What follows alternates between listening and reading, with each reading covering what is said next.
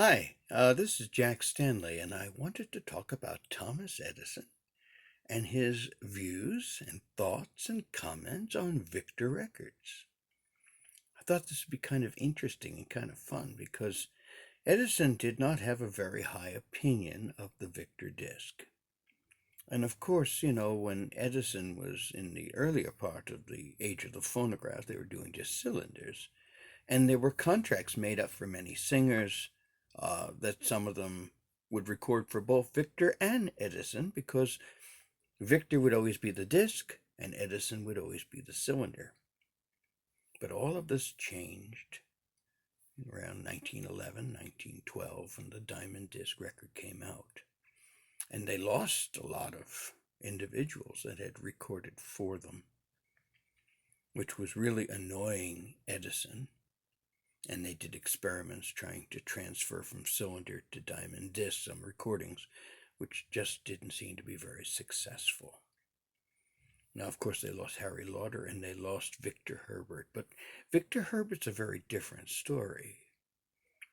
It's not talked about too much, but for a very short while, and I will put that in quotes, a very short while, Victor Herbert was director of artists and repertoire for Edison.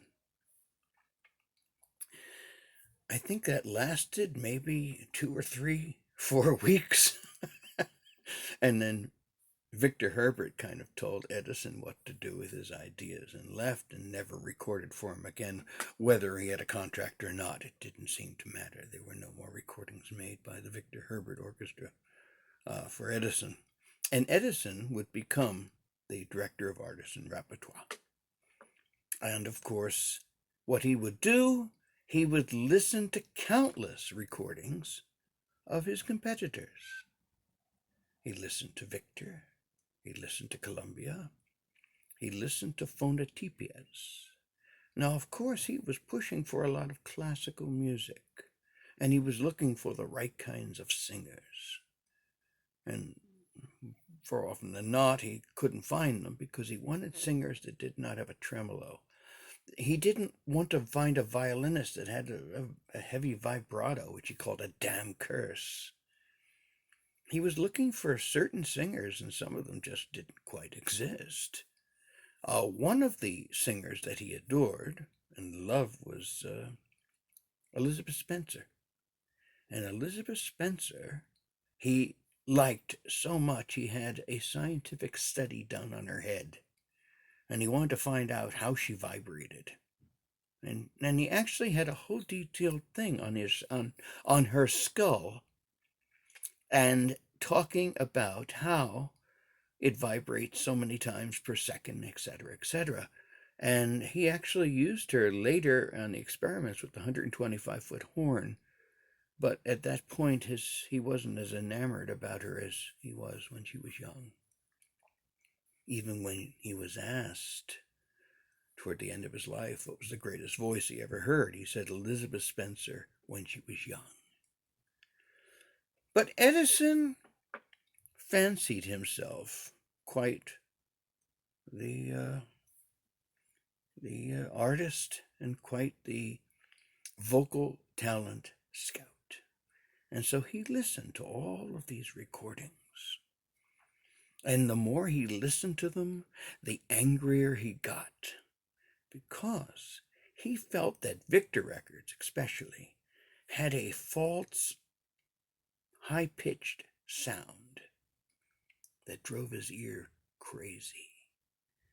And he said that Victor Records were rotten, they squeaked, they were fake sounding, it doesn't sound like a real performance, etc. And he would really get upset if he saw one of his recordings performed or recorded and sounding like a Victor. And he would reject it immediately, of course. I want to read you some of his comments on this. I think they're absolutely hilarious.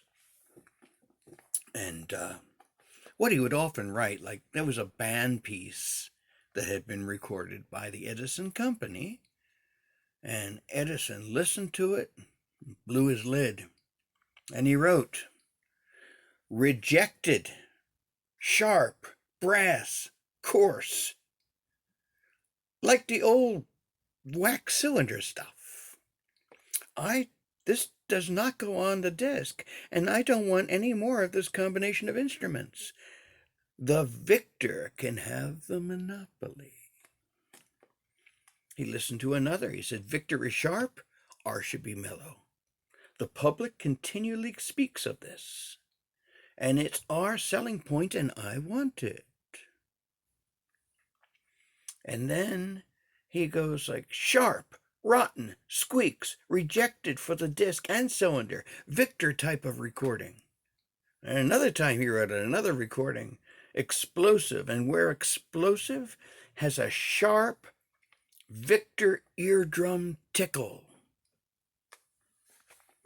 Now we have to talk a little bit about the Victor eardrum tickle, because this is more than a phrase. To this very day, in the repository of Edison's notebooks in West Orange, there is a notebook in which Edison put his Victor eardrum tickle. And what was the Victor eardrum tickle? Something like this, a piece of cardboard, which he wrote Victor eardrum tickle on it, and he would place it over his good ear whenever he listened to Victor records. And he did this to filter out some of the sharpness of the record. And so Victor eardrum tickle is much more than a phrase. It was a special, if you want to call it, device that Edison developed to help him in his hearing. Now, Edison could hear good at times and terrible at others. He had tremendous amounts of earwax, and he would often comment a lot of times in his notebooks, lots of earwax, I can't hear a thing. And then the next day saying, no earwax, fine, I can hear really well. And of course, that would also have an effect on the use of the Victor ear tickle.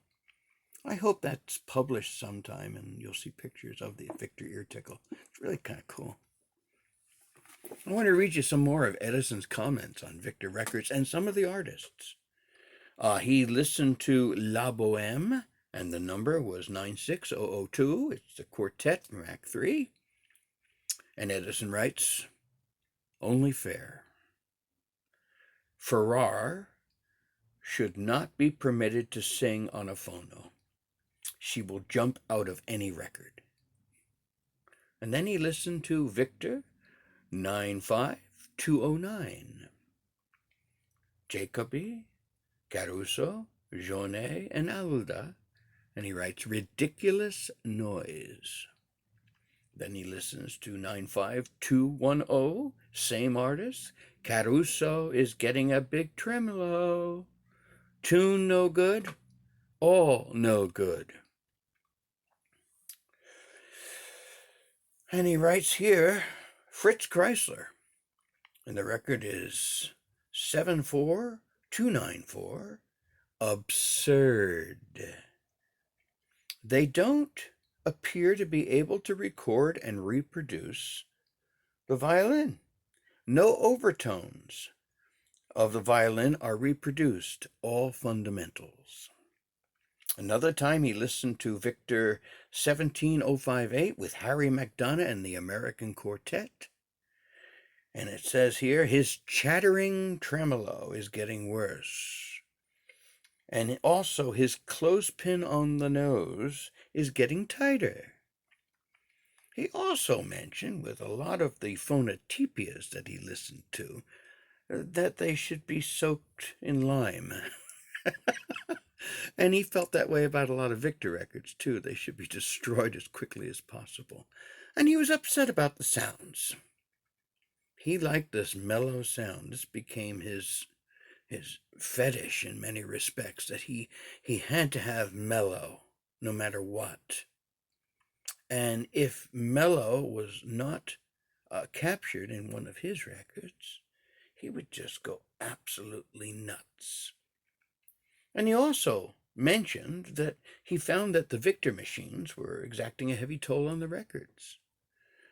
he conducted tests to see how long it took to reach a breaking point in the records made by Columbia and Victor.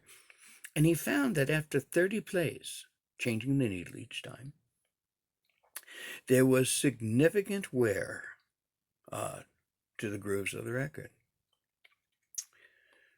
And also, while looking for the new tunes, he critiqued the Victor records, of course.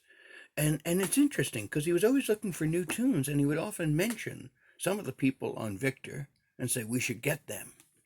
Of course, more often than not, they didn't. Here's a few more critiques of Victor records, and I want to mention a few other things after that.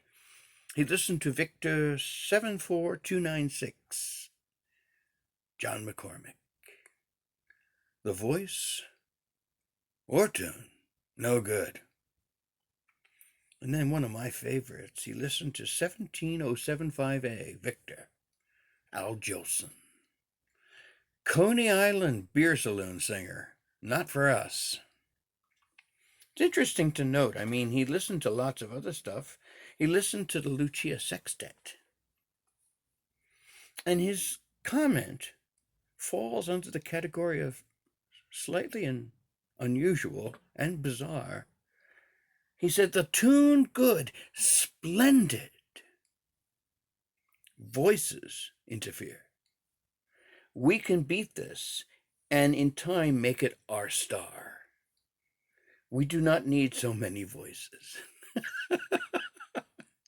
And of course, eventually he was convinced that the Lucia Sextet should have the required 6 singers.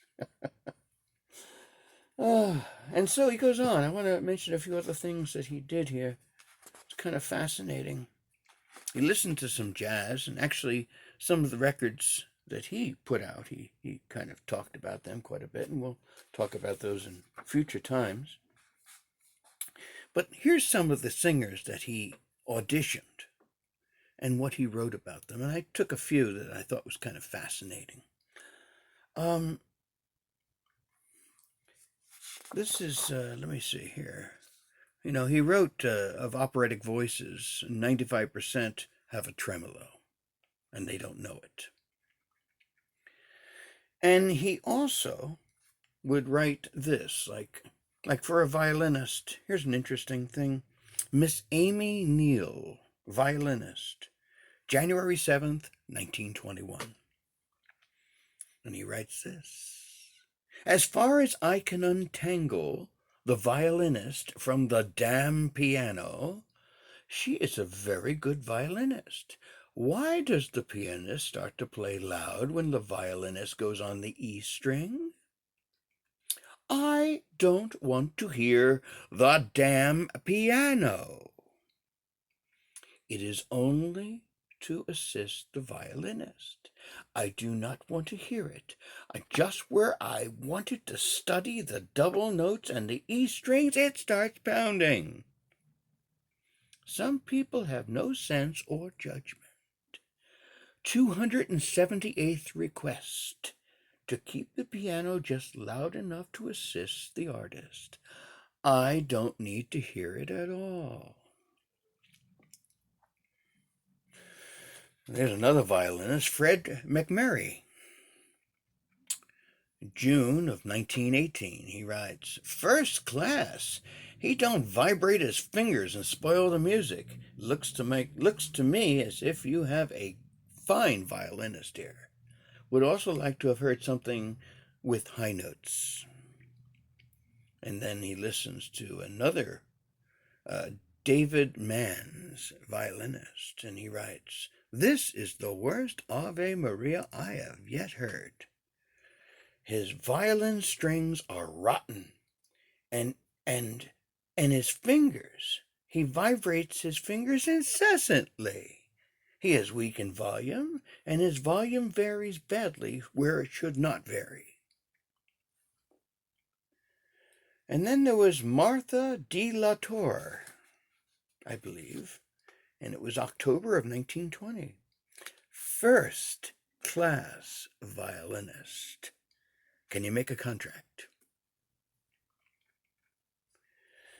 Then there's one more. Let's do Evelyn Starr.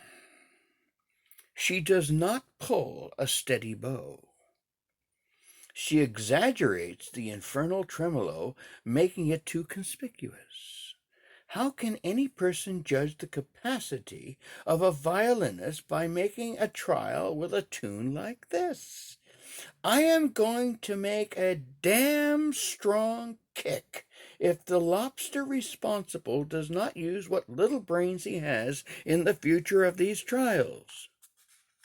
So there. Oh, let's see. Let's have a few more. It's kind of fun while we're busy while he's critiquing singers that he just listened to. This is kind of fun.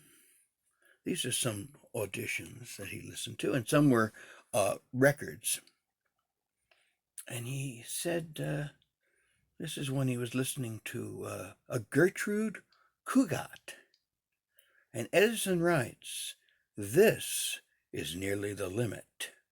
Congratulate Judas on his fine appreciation of interpretation and an elegant wobbling voice.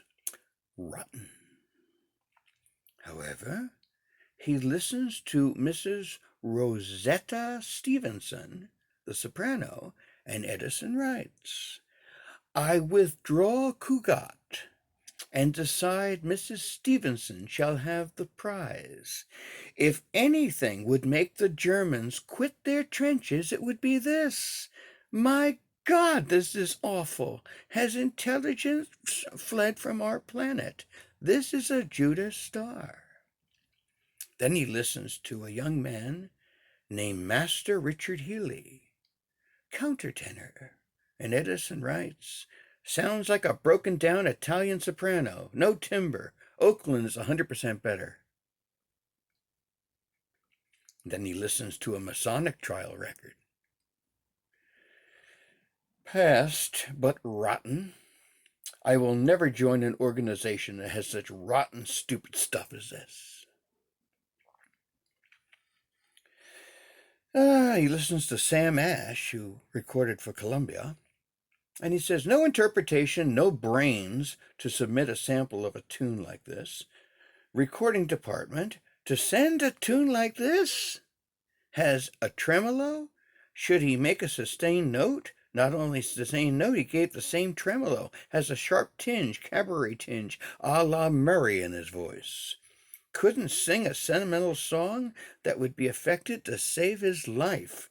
Let Columbia have him." And then there was Florence Crosby, a contralto.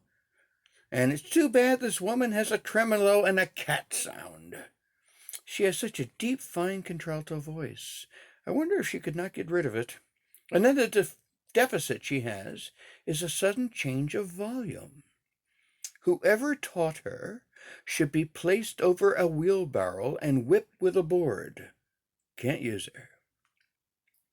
And then he listens to Emma Van Holstein, soprano, which I think is pretty cool. And it goes this way.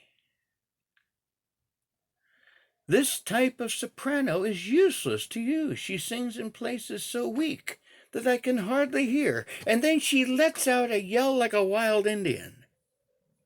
Such interpretation is not dramatic, it's idiotic." And then he listens to William R. Searproff, tenor.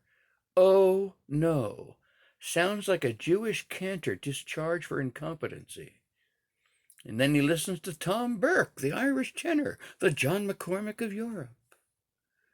If he is the McCormack of Europe, Europe is in far worse condition than the papers make out. Not wanted. He also has something else to say about a Yiddish tenor named Leonard Brown. "No tune. There is no melody in Jewish music. If they enjoy this, they would enjoy smallpox."